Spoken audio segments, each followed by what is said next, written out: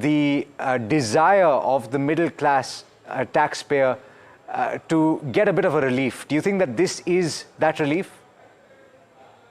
I don't think so. I think the amendments are quite few and far between. Much more was expected.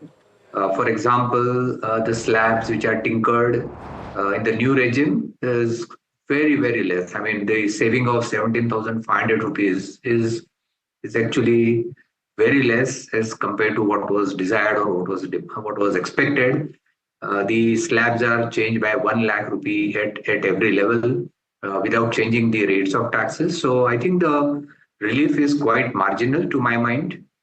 Number one. Number two, if you look at the deductions, like a standard deduction, which is only deduction available under the new regime, is now increased from 50 to 75,000.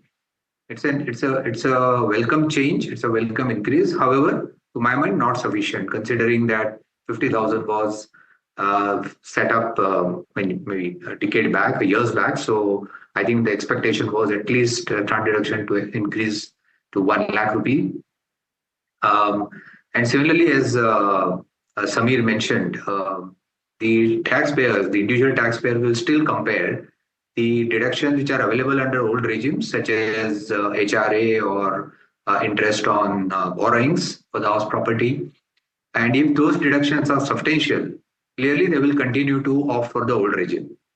You know, that's an operating point there. And in fact, it's perfect because we were discussing, Arvind, earlier on in the day, and you drew up an Excel sheet where you were talking about various scenarios, and of course it differs from person to person depending on what they're investing in, what they're claiming, but there is a threshold beyond which the old tax regime still becomes more beneficial.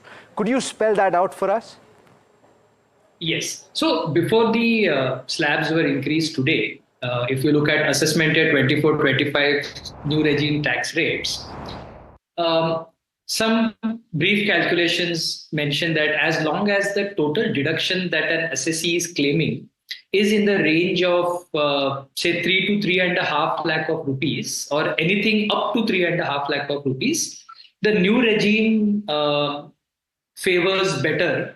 But the moment the deductions, which could mean the HRA, the ATC, the ATD, NPS, everything, all this put together, if the moment they cross this 3.5 lakh per annum threshold, then for taxpayers, say even the middle class taxpayers, the old regime looks better. Yeah, okay, that's a fair point.